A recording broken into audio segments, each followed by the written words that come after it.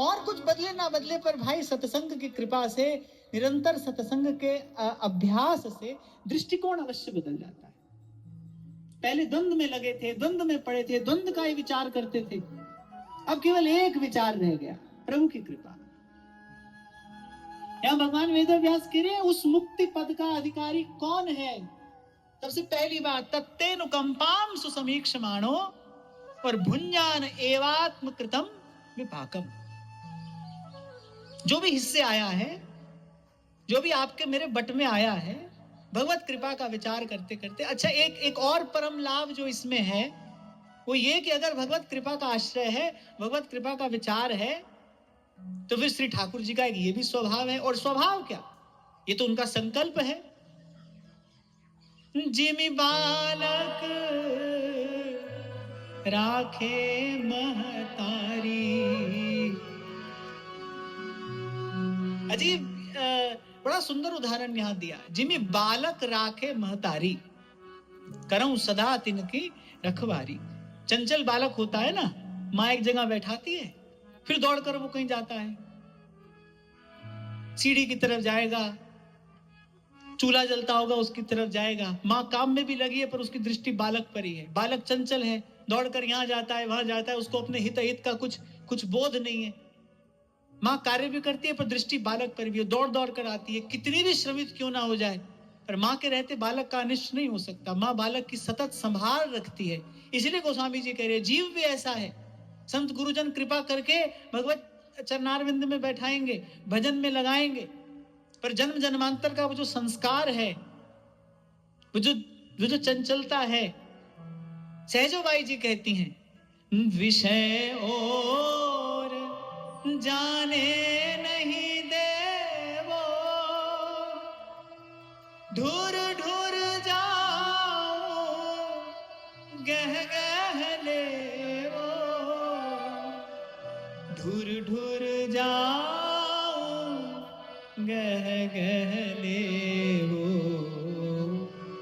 हम बालक तुम माए हमारी, पल पल माए करो रखवारी।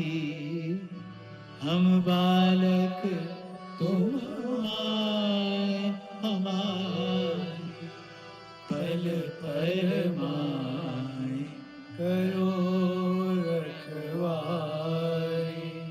एक स्थिति तो ये है, कभी भला विचार रहे हैं, कभी बुरा विचार रहे हैं, पर यदि हमने अभ्यास कर लिया, अभ्यास हम लोगों के लिए तो यही अभ्यास है। भगवान ने कहा अभ्यास है इंतु कौन्तेय वैराग्येण च गृह्यते। हमारे लिए अभ्यास यही है।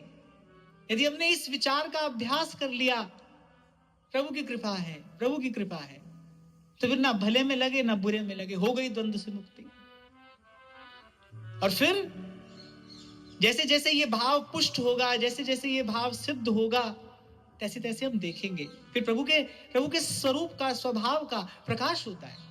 मैंने कहा इसमें ये परम लाभ है। भगवान के शरण हो गए, फिर प्रभु का ऐसा स्वभाव है कि जिमि बालक राखे महतारी।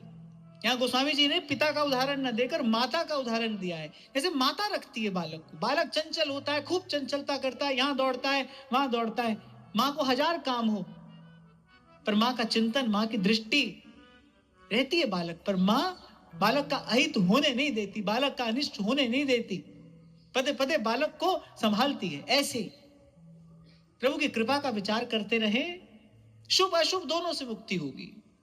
ये भगवत कृपा का आश्रय, ये भगवत कृपा का पुनः पुनः विचार, सुख दुख शुभ अशुभ, इस द्वंद्व से मुक्त कराने वाला है।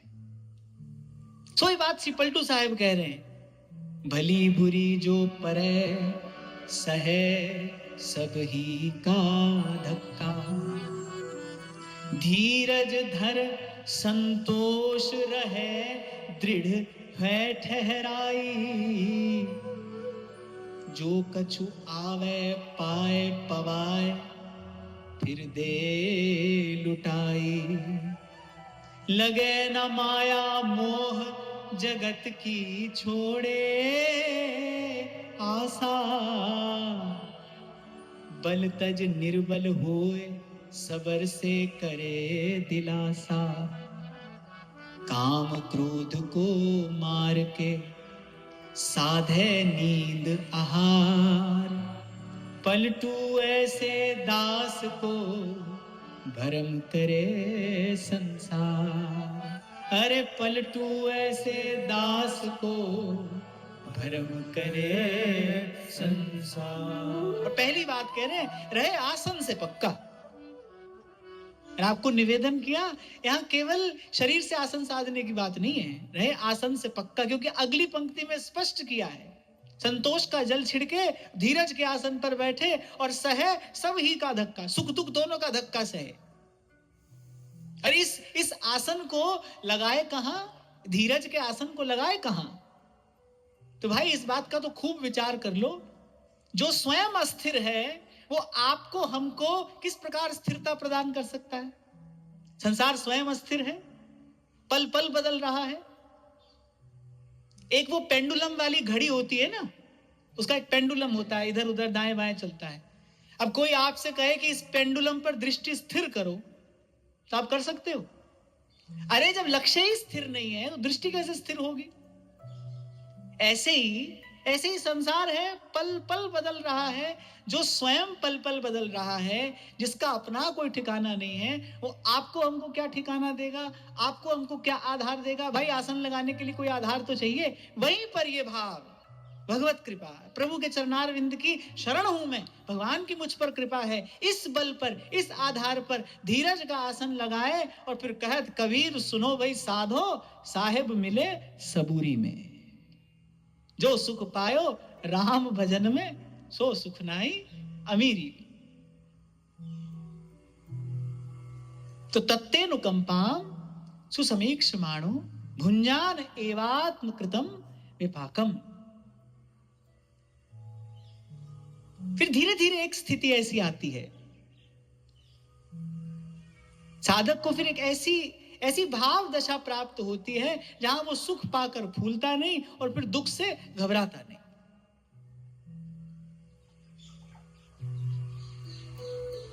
और फिर आगे बड़ी सुंदर बात कह रहे हैं, हृद्वाग वपुर्भिर् विदधन् नमस्ते, जीवेतयो मुक्ति पदे सदाय। वो मुक्ति का, वो मोक्ष पद का अधिकारी है जिसका जीवन ऐसा है। हृद्वाग वपुर्भिर् विदधन् नमस्ते, हृदय से, वाणी से और इस शरीर से प्रभु को प्रणाम। नमन करता रहे, वंदन करता रहे, अभिनंदन करता रहे। हृदय का प्रणाम क्या है?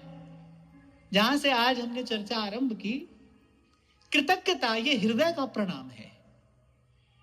ये 3 ककार हैं। कृतज्ञता ये हृदय का प्रणाम है। इस भाव में बड़ा अद्भुत बल है। कोई भी वस्तु आप ग्रहण करते हैं तो उस वस्तु से शरीर में कुछ रासायनिक परिवर्तन होता है। प्रत्येक वस्तु का अपना एक रस है ना, उसे शरीर में एक रासायनिक परिवर्तन होता है। ऐसे ही जो कृतज्ञता का भाव है, इससे रोम रोम में एक अमृत का संचार होता है। समस्त संतों की वाणी में आपको यह बात समान रूप से देखने को मिलेगी। फिर से मुझे गुरु साहेब का स्मरण हो रहा है। वो तो यत्र तत्र विचरण करते करते एक ही बात गाते थे, सुख पाया, सुख पाया, रहम तेरी सुख पाया, सुख पाया, सुख पाया, रहम तेरी सुख पाया।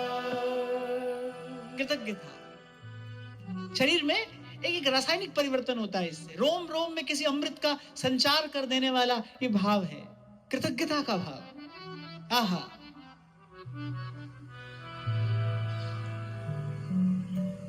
तो हृदय का प्रणाम क्या है? कृतज्ञता,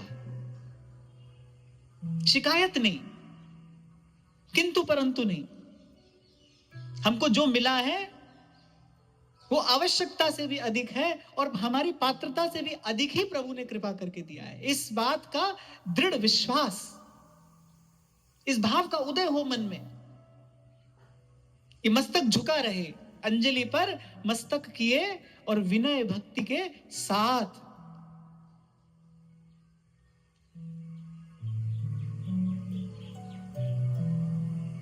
और वाणी का प्रणाम क्या है? हृदय का प्रणाम है कृतज्ञता, हृदय झुका रहे। संत गुरुजनों के चरणों में ये हृदय झुका रहे, क्योंकि उन्होंने जो हम पर उपकार किया है, प्रभु ने उपकार किया क्या? करुणा करके भगवान ने ये नरदेह प्रदान किया, ये प्रभु ने उपकार किया। फिर उसके बाद संत गुरुजन मिले, उनका आप पर हम पर उपकार है। ये जो आज जीवन में जो सुख की दो घड़ी आपके हमारे पास में है, प्रभु की कृपा है, संतों गुरुजनों की कृपा है, प्रभु का अनुग्रह है, संतों गुरुजनों का अनुग्रह है, उनके प्रति कृतज्ञता। अंजलि पर मस्तक किए विनय भक्ति के साथ, कृतज्ञ रहे। क्योंकि भाई इन संतों के, इन गुरुजनों के उपकार का कोई ऋण तो आप हम नहीं चुका सकते। उसके गुण उपकार का पा सको नहीं पार। क्या कर सकते हैं? बस रोम रोम कृतज्ञ है, करे सुधन्य पुकार। महाराज जी, जापान के एक गांव में जितने भी लोग निवास करते हैं, सभी की अवस्था प्राय 100 वर्ष से अधिक है। और महाराज जी, सभी लोग स्वस्थ हैं, प्रसन्न हैं। तो एक लेखक महाराज जी वहां पहुंचा, कुछ पुस्तक लिख रहा था वो, और उसने सबसे एक बात पूछी कि कैसी जीवन शैली है आपकी, कैसा आपका आहार है, कैसी आपकी दिनचर्या है, कि आप सबकी आयु 100 वर्ष से प्राय अधिक है और सभी लोग स्वस्थ हैं, प्रसन्न हैं।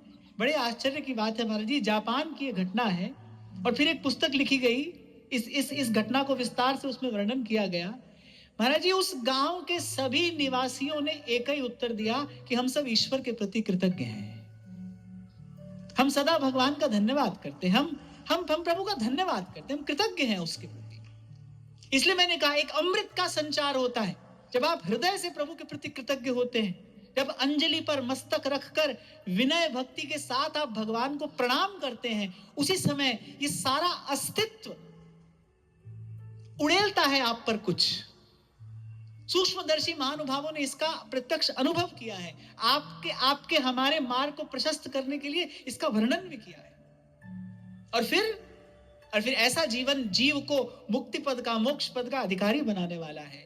हृद्वाग वपुर्भिर विदधन नमस्ते। हृदय से और कैसे प्रणाम किया जाएगा? हृदय का प्रणाम है कृतज्ञता। और फिर वाणी का प्रणाम क्या है? भगवान के नाम और गुण का कीर्तन, ये वाणी का प्रणाम है, ये दूसरा ककार है। हृदय का प्रणाम कृतज्ञता और वाणी का प्रणाम प्रभु के नाम और गुण का कीर्तन। मुकुंद माधव गोविंद बोल, केशव माधव हरि हरि बोल। मुकुंद माधव गोविंद बोल, केशव माधव हरि हरि बोल। मुकुंद माधव गोविंद बोल, केशव माधव हरि हरि बोल।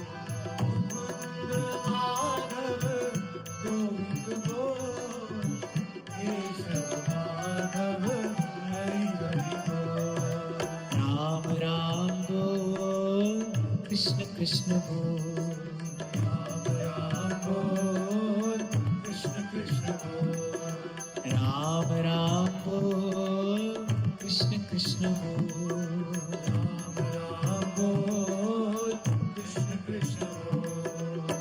केशव माधव गोविंद बोल, केशव माधव गोविंद बोल, केशव माधव हरि हरि बोल। केशव माधव हरि हरि बोल। केशव माधव हरि हरि बोल। केशव माधव हरि हरि बोल। केशव माधव हरि हरि बोल। केशव माधव हरि हरि बोल। केशव माधव हरि हरि बोल। हृदय झुका रहे चरणों में, कृतज्ञता के भाव से भरा रहे और वाणी के द्वारा प्रभु के नाम और गुण का कीर्तन होता रहे। तो हृदय का प्रणाम कृतज्ञता और वाणी का प्रणाम कीर्तन। और तीसरी बात यहां भगवान वेदव्यास कह रहे हैं, हृद्वाग वपुर विदधन नमस्ते काया। और काया का प्रणाम क्या है? जीव मात्र पर करुणा, ये तीसरा ककार है। ये काया का प्रणाम है। जब करुणा होगी तो क्या करोगे? सेवा। तो हृदय का प्रणाम, वाणी का प्रणाम कीर्तन, और काया का प्रणाम करुणा। और कुछ न कर सको तो बैठे बैठे ये उद्गार तो हृदय से उद्भूत होते ही रहना चाहिए। अपनी करुणा का जल तू बहा दे, कर दे पावन हर एक मन का को। आत्म कल्याण के जितने भी साधन श्रीमद् भागवत में कहे गए हैं, उसमें सबसे पहला साधन आद्योपांत यही कहा है, दया सर्वभूतेषु संतुष्ट्या येन केन वा सर्वेन्द्रियोपशान्त्या च तुष्यत्याशु जनार्दन। हमारी गौड़िया परंपरा में कहा जाता है ना, जीवे दया नामे रुचि। पहले जीवे दया। महाराज जी, हमारे श्री सेवक जी महाराज प्रथम प्रकरण में कहते हैं, सब जीवन सो प्रीत, पहले ये करे, फिर रीति निवाहत आपनी। फिर उसके बाद पहले सब जीवन सो प्रीत रीति निवाहत आपनी। क्योंकि जब तक ऐसा नहीं होगा, तब तक उपासना पद्धति को, आचार्य चरणों की उस अत्यंत सुकोमल भावना को धारण करने योग्य हृदय बनेगा ही कैसे? इसलिए श्री महाप्रभु जी सिद्धांत में मंगलाचरण करते हैं किस बात से? सब सोहित निष्काम मति। धाम में भी विश्राम किसको मिलेगा? पहले सब सोहित, और सब में भाई चीटी से लेकर युगल सरकार तक सब आते हैं। सब में सब आते हैं, कोई रह नहीं जाता, कोई छूट नहीं जाता। हमको भी कभी कभी लगता है ना, ऐसे भजन भी कर रहे हैं, सेवा भी कर रहे हैं, पर जैसी बात श्रवण करते हैं कि भजन का ये प्रसाद है, सेवा का ये प्रसाद है, वैसा अनुभव तो हमको अपने जीवन में नहीं होता। उसका कारण क्या है? उसका कारण ये है कि औषधि तो ले रहे हैं, पर साथ साथ में कुपथ्य भी हो रहा है। बड़ी सुंदर बात कबीर जी कहते हैं, सूत्र है कि राम नाम की औषधि सतगुरु दई बताए, अब औषध खाए और पथ करे ताकि वेद न जाए। अगर औषधि भी ले और साथ साथ में कुपथ्य भी करे तो फिर रोग ठीक नहीं होता। औषधि भी ले और कुपथ्य से भी बचे। हमको ऐसा लगता है, मैं अपनी बात आपसे कह रहा हूं, कि औषधि का सेवन भी हो रहा है, पर साथ साथ में कुपथ्य भी हो रहा है। इसीलिए आचार्यों की वाणी में, संतों की वाणी में कभी अश्रद्धा ना हो जाए, उसमें कभी संशय ना हो जाए। उन्होंने तो जो कहा है वो तो बिल्कुल प्रामाणिक है, सदा सर्वदा सत्य है। हमको यदि अपने जीवन में उसका दर्शन नहीं हो रहा है तो उसका एक ही कारण है, नाम तो नाम है। भगवान के नाम के कीर्तन का, भगवान की लीला कथा के गान का प्रसाद तो वही है जो श्रीमद् भागवत में कहा गया है। संसार सिंधुमति दुस्तरमुत्ति तीर्षो नान्यः प्लवो भगवतः पुरुषोत्तमस्य लीला कथा रस निषेमण मंत्रेण पुंसो भवेद विविध दुख दवार्दितस्य। उसका प्रसाद तो वही है, पर हमसे साथ साथ कुपथ्य भी हो रहा है। और मुझे लगता है सबसे पहला कुपथ्य तो हमारे द्वारा यही होता है, कहीं ना कहीं कहीं ना कहीं किसी ना किसी का राग द्वेष के कारण कहीं ना कहीं किसी ना किसी का अहित चिंतन बना रहता है। बस वही पात्र में छिद्र है, भजन का रस ठहरता नहीं, बह जाता है।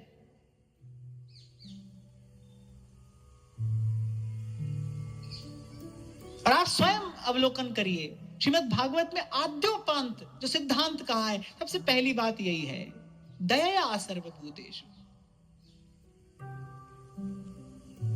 जीव मात्र पर दया। और मैं कहता हूं कि ऐसी सामर्थ्य अपनी न हो कि हम सबका सम्मान कर सकें, फिर इतना तो अवश्य होना चाहिए कि हमारे द्वारा किसी की अवज्ञा नहीं हो, हमारे द्वारा किसी की अवहेलना नहीं, सबके हित का विचार मन में न आता हो, क्योंकि इसके लिए बहुत उदार हृदय चाहिए। सबके हित का विचार यदि मन में न हो, इतना तो अवश्य होना चाहिए, इस विषय में तो अवश्य सावधान रहना ही चाहिए एक उपासक को, हमारे द्वारा कभी किसी का अहित चिंतन ना होने पाए। ऐसा भाव मन में आने लगे, दौड़कर प्रभु की शरण में जाइए, दौड़कर भगवान नाम की शरण में जाइए, प्रभु मैं अपने मन को नहीं संभाल पा रहा हूं, आप कृपा करिए, मुझसे कुछ ऐसा ना बन पड़े जो मुझे आपसे दूर ले जाए, मुझसे कुछ ऐसा ना बन पड़े जो आपको ना रुचे, मुझसे कुछ ऐसा ना बन पड़े जो आपको अखरे।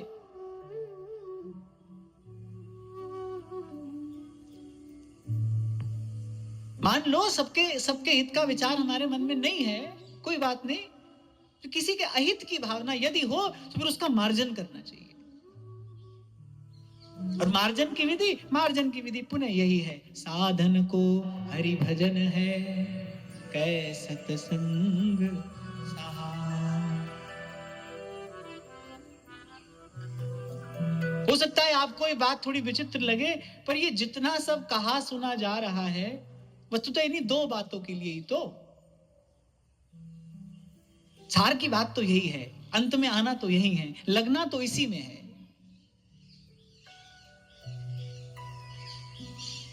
तो हृद्वाग वपुर्भिर विदधन नमस्ते, जीवे तो यो, इस प्रकार जो जिए मुक्ति पदे सदाए भाग। तो कृतज्ञता, कीर्तन और करुणा,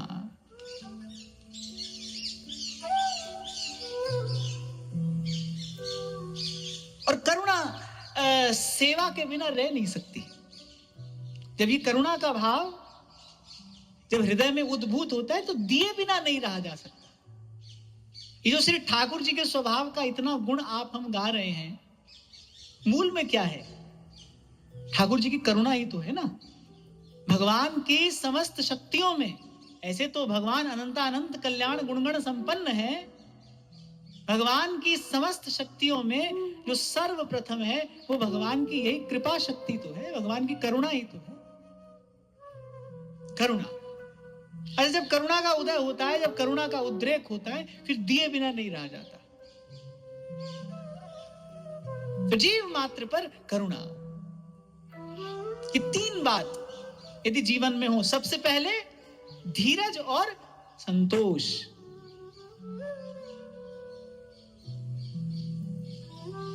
भगवत शरणागति ग्रहण करें, संतोष का जल छिड़के। संतोष का जल छिड़कने के लिए क्यों कहा है, ये बात भी बड़ी सुंदर है, विचार करने की है। अब रज पर यदि आसन लगाएं, थोड़ी सी हवा चलेगी, रज उड़ेगी ना, इसलिए जल छिड़का जाता है, फिर उस पर आसन लगाया जाता है। कभी मन कोई मांग करेगा, कभी कोई मांग करेगा, कभी मन कुछ शिकायत करेगा, कभी कोई शिकायत करेगा। उस सब से बचने के लिए पहले संतोष का जल छिड़क ले। भाई जितना है उतना पर्याप्त है, प्रभु ने बहुत दिया है, और हमारे लिए जितना आवश्यक है और हमारे लिए जितना उचित है उतना हमको प्राप्त है। तो संतोष का जल छिड़के और फिर धीरज के आसन पर बैठ जाए, और फिर कहा है कि सहे सब ही का धक्का। सुख दुख आता रहेगा, जीवन की अंतिम श्वास तक ये सुख दुख आता रहेगा। इससे मुक्त होने का केवल एक ही उपाय है, इससे दृष्टि हटकर प्रभु के चरणों पर दृष्टि स्थिर हो जाए। ऐसे बोलचाल में व्यवहार में कह देते हैं, बोले अमुक व्यक्ति कैसा है, अमुक व्यक्ति देखो कैसा है, किसी के आने से उसको प्रसन्नता नहीं होती, किसी के जाने से उसको कष्ट नहीं होता। आए की खुशी नहीं है, गए का गम नहीं है। कोई कोई व्यक्ति ऐसा होता है जो ऐसे ही ऐसा हो जाए, मन सुख पाए तो फूले नहीं और दुख पाए घबराए, और फिर हृदय से प्रणाम करता रहे, सदा धन्यवाद प्रभु का करता रहे। सुख पाया सुख पाया रहम तेरी, सुख पाया सुख पाया सुख पाया रहम तेरी, सुख पाया। और वाणी से कीर्तन, अरे और कुछ न आए तो भगवान का नाम तो है ही है भाई। और नाम नामकारी बहुधा निज सर्वशक्ति तत्रार्पिता नियमितः स्मरणे न काय। निज सर्वशक्ति, ये शब्द बहुत ध्यान देने योग्य है। भगवान ने अपनी सारी शक्ति अपने नाम में रख दी है।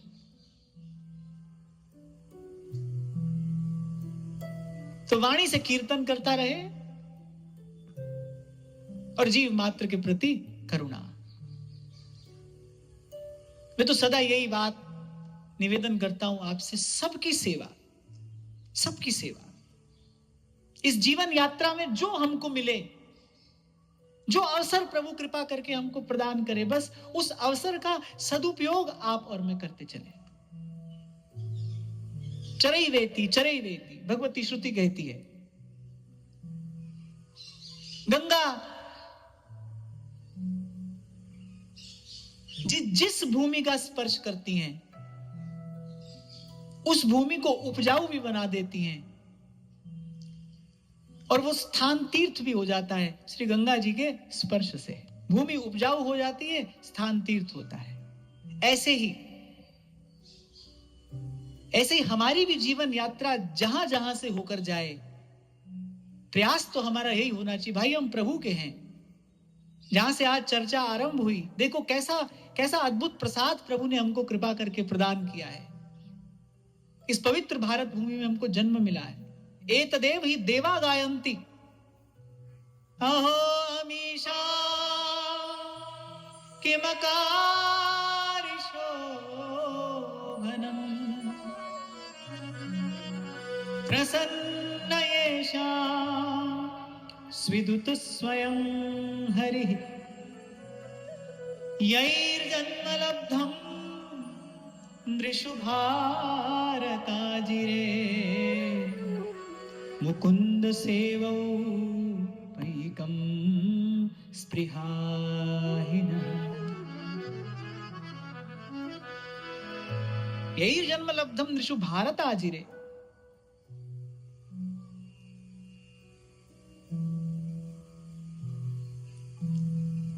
और फिर जो अभिमान भगवत प्रेम की प्राप्ति में सबसे बड़ा बाधक है,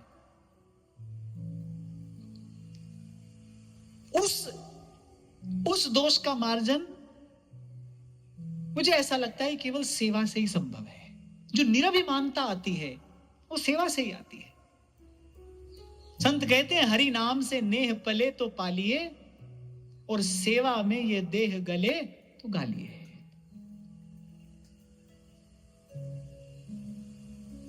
भगवत कृपा के अनुभव में, भगवत प्रसाद की प्राप्ति में जो अभिमान सबसे बड़ा बाधक है, और बड़ी विनम्रता पूर्वक कह रहा हूं, विचार करने पर ऐसा लगता है कि शायद वो जो सूक्ष्म अभिमान है वो तो केवल बैठे बैठे भजन करने से भी नहीं जाता। कभी कभी तो वो जो कर्तापन है वो और गाढ़ा हो जाता है।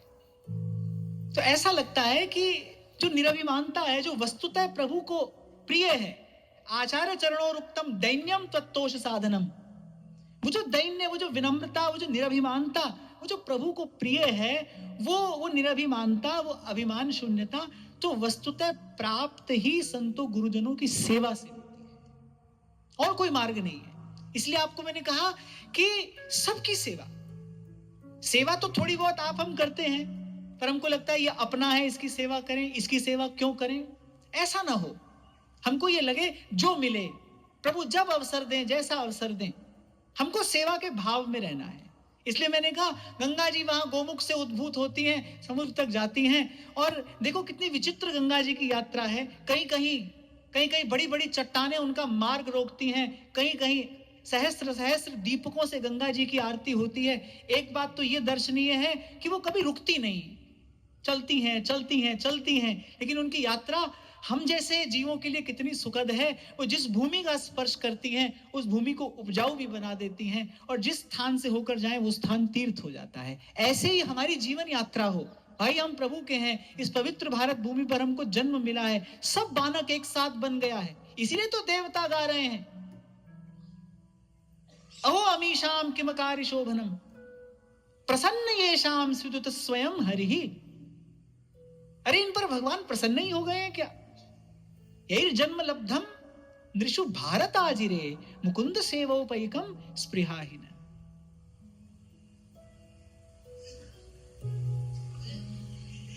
हमारी जीवन यात्रा ऐसी हो। महाराज श्री पूज्य श्री पंडित जी महाराज का चरित्र जो आपकी प्रेरणा से प्रकाश में आया, और जाने कितने कितने साधकों को उससे पथालोक प्राप्त हुआ, वो ज्योति स्तंभ है। और पूज्य श्री पंडित जी महाराज बार बार यही बात कहा करते थे, बोले भजन भले थोरो होए पर जीवन पवित्र होना चाहिए, सदाचार संपन्न हो। अरे अविद्या की, अज्ञान की निवृत्ति हो जाने पर भजन के अतिरिक्त और होगा क्या, और रह क्या जाएगा, शेष क्या रहेगा। जीवन पवित्र हो, और मैं तो कहता हूं जीवन हमारा सुंदर हो, सुहासित हो, बटोरने का नहीं बांटने का भाव। भगवान की कृपा करुणा नहीं होती तो हम यहां नहीं बैठे होते, हमारे हिस्से ये सुख कैसे आया होता। भाई किसी के लगाए वृक्ष का फल हम खा रहे हैं, तो फिर एक नैसर्गिक कर्तव्य है कि हमको भी किसी के लिए वृक्ष लगाना चाहिए। भगवान ने हम पर कृपा करुणा करके हमको भारत भूमि पर जन्म दिया है, हमको ऐसे संत महापुरुषों की चरण सन्निधि में लाकर बिठाया है, हमारे द्वारा भी सेवा होनी चाहिए। अब कैसी सेवा, किसकी सेवा, ये हमारा विचार नहीं होना चाहिए, इसमें हमारा अधिकार नहीं होना चाहिए। हम तो केवल सेवा में उपस्थित हों, फिर जो प्रभु की इच्छा, जहां वो हमको सेवा में लगाएं, जिसकी सेवा में लगाएं, पर इस बात के लिए तत्पर रहें, इस बात के लिए सतत प्रभु से प्रार्थना करें। ब्रह्मश्री श्री स्वामी सत्यानंद जी महाराज वो नित्य गाया करते थे, दीन दास द्वार का सेवा देकर सेवा सदन बनाइए मुझको हे भगवान। स्वामी जी कहते थे सेवा में सब सुख बसे, सेवा में हरि आप। और फिर यहां जो भगवान वेद व्यास कह रहे जीवे तो यो मुक्ति पदेश दाय भाग, यहां पद्म पुराण में कहा कि हमारे लिए मुक्ति पद का अर्थ भी क्या है। यत् साक्षात् सेवनम तस्य प्रेम्णा भगवतो भवेत् समोक्षः प्रोच्यते प्राज्ञैः वेद वेदांग वेदिभिः। वेद वेदांग वेदिभिः, वेद वेदांग को जानने वालों ने यह निर्णय किया है। समोक्ष, क्या है मोक्ष, यत् साक्षात सेवनम तस्य प्रेम्णा भगवतो भवेत्। बोले प्रभु चरणों का सेवन, प्रभु चरणों की सेवा, यही मोक्ष है। अब जब हम ये बात करें भाई भगवान की सेवा क्या है, तो एक तो मंदिर में जो श्री विग्रह स्वरूप में जो अर्चावतार के रूप में प्रभु विराजमान है, एक तो उनकी सेवा। पर मेरे गोस्वामी जी कहते हैं, सोई सेवक जाके असी मति न टरई हनुमंत। मैं सेवक सचराचर रूप स्वामी भगवन। हमारे लिए मोक्ष का अर्थ सेवा में ही रहना है, सदा सेवा में रहना। जब तक ये जीवन है तब तक हमारे लिए सेवा का तात्पर्य क्या है, सेवा का अर्थ क्या है? केवल मंदिर में श्री ठाकुर जी के उस अर्चा स्वरूप की सेवा नहीं। जब मंदिर में है तो फिर भक्ति का स्वरूप क्या है? श्रवणम कीर्तनम विष्णोः स्मरणम पाद सेवनम अर्चनम वंदनम दास्यम सख्यम आत्मनिवेदनम। और जब मंदिर के बाहर हो, हम तो भाई व्यवहार में भी जाएंगे, संसार में रहेंगे, व्यवहार में रहेंगे।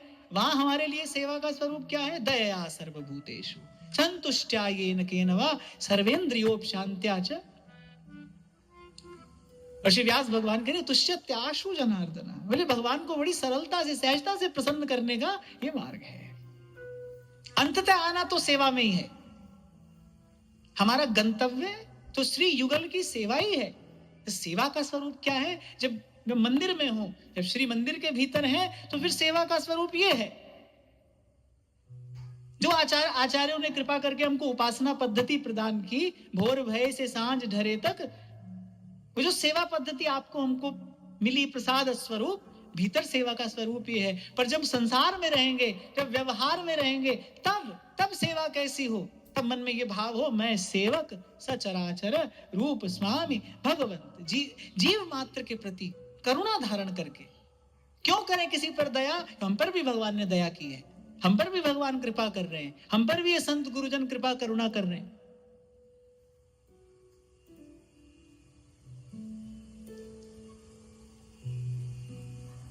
अरे किसी ने वृक्ष लगाया तो उसकी छाया में हम बैठे हैं ना। आज पूज्य महाराज श्री ने आरंभ में जो अद्भुत भाव हमको प्रदान किया, आप देखिए, आचार्यों ने अपने प्राणों का उत्सर्ग करके अपने जीवन की पवित्रता की रक्षा की, सदाचार की रक्षा की। किस समय? जब मस्तक पर तिलक लगाना भी कठिन था, प्राणों का भय उपस्थित हो जाया करता था, उस समय उन्होंने अस्मद आदि जीवों का विचार करके, हम जैसे जीवों पर कृपा करुणा करके, इस धर्म की, इस परिपाटी की रक्षा की। अरे उनके प्रति हमारा भी तो कोई कर्तव्य है। भगवान वाल्मीकि तो कहते हैं कि सनातन धर्म क्या है? कृतज्ञता ही सनातन धर्म है। एषः धर्म सनातन, यही सनातन धर्म है, कृतज्ञता। और उस कृतज्ञता की अभिव्यक्ति क्या है? जैसे आपको निवेदन किया कि हृदय का परिणाम क्या है? कृतज्ञता। पर उस कृतज्ञता की अभिव्यक्ति क्या है? उस कृतज्ञता की अभिव्यक्ति यही है, जीव मात्र पर दया का भाव हृदय में रखते हुए सबकी सेवा। और ऐसा छोटा सा अनुभव जो गुरुजनों की कृपा से हुआ कि बैठे बैठे भजन करो तो कुछ होता है जो रह जाता है, कहीं कोई कांटा होता है जो रह जाता है। वो कांटा तो प्रत्यक्ष में गौ ब्राह्मण की और संत गुरुजनों की सेवा में रहकर ही निकलता है। वो जो दैन्य प्रभु की प्रसन्नता का एकमात्र साधन है, दैन्यम तत्तोष साधनम। उस दैन्य की प्राप्ति कहां से होती है? वो विनम्रता, वो अभिमान शून्यता, वो कहां से आती है? उस सेवा से ही आती है। और फिर यहां पद्म पुराण पाताल खंड भगवान वेद व्यास कह रहे हैं कि सबने विचार करके, यही मंथन करके, यही सार स्वरूप बात प्राप्त की है कि प्रभु की सेवा यही मोक्ष है। और आपको मैंने निवेदन किया, प्रभु की सेवा अर्थात एक तो मंदिर में सेवा है, पर जब बाहर होंगे ना, जब हम संसार में होंगे, व्यवहार में होंगे, जब हम व्यापार में होंगे,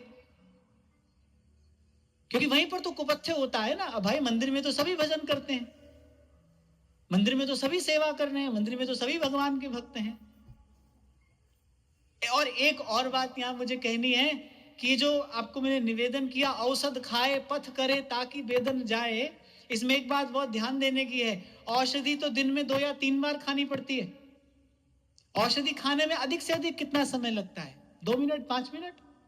तो औषधि तो केवल दिन में 2 या 3 बार ही खानी होती है, लेकिन भैया कुपत्त से तो 24 घंटे बचना होता है। औषधि ग्रहण करने में तो बड़ा थोड़ा समय लगता है, उसमें कोई परिश्रम नहीं है, पर कुपत्त से तो 24 घंटा बचना है। वो छिद्र तो कहीं कहीं भी हो सकता है, किसी भी प्रकार से वो जो औषधि के प्रभाव को नष्ट कर सकता है। इसलिए आपको मैंने निवेदन किया कि जब मंदिर के भीतर रहें तो श्रवणम कीर्तनम विष्णु स्मरणम पाद सेवन, जब व्यवहार में उद्भिरिय बात, जीव मात्र पर दया संतुष्टया येन केनवा। अरे प्रभु हैं,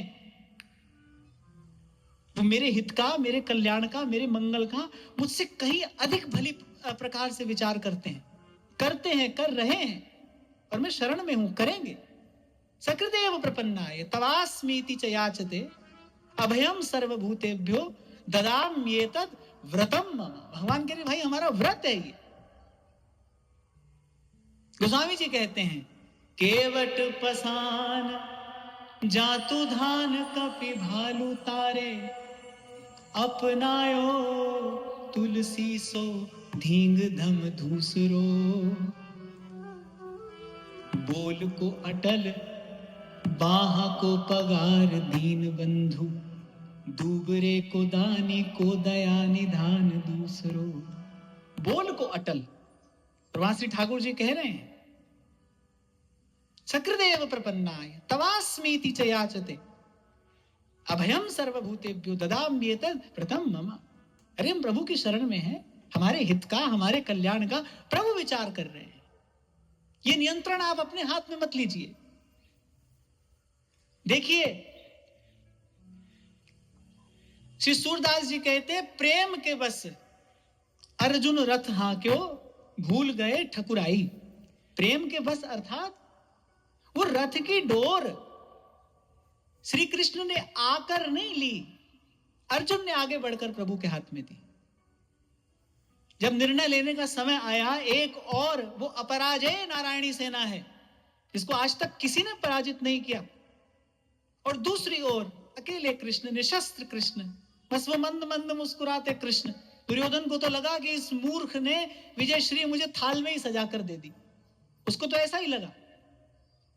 लेकिन जब अर्जुन ने वो निर्णय लिया ना, तब अर्जुन ने आगे बढ़कर वो रथ की डोर कन्हैया के हाथ में दी। उस पर लीजिए भगवान, वो नहीं आएंगे, वो तो पूर्ण काम आप तो काम अपने निजानंद में मग्न है। इसीलिए कहते हैं शायद कि जो चली है तू एक पग, वो एक पग तो हमको बढ़ाना पड़ेगा। वो निर्णय अर्जुन ने लिया, वो रथ की डोर दी। ऐसे ही प्रभु नहीं आएंगे कहने,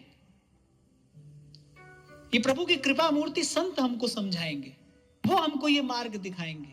ये डोर हमको अपने हाथ में नहीं लेनी है, ये नियंत्रण अपने हाथ में नहीं रखना है। जी जंत तेरे तारे, जी जंत तेरे तारे, प्रभु डोरी हाथ तुम्हारे,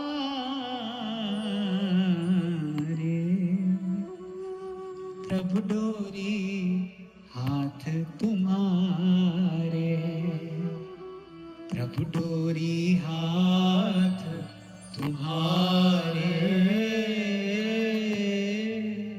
प्रभु डोरी हाथ तुम्हारे। जो करावे सोई करना,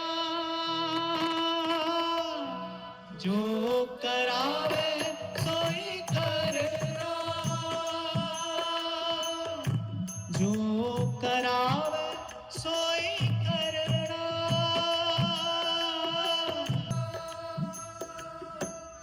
नानक दास तेरी सरकार,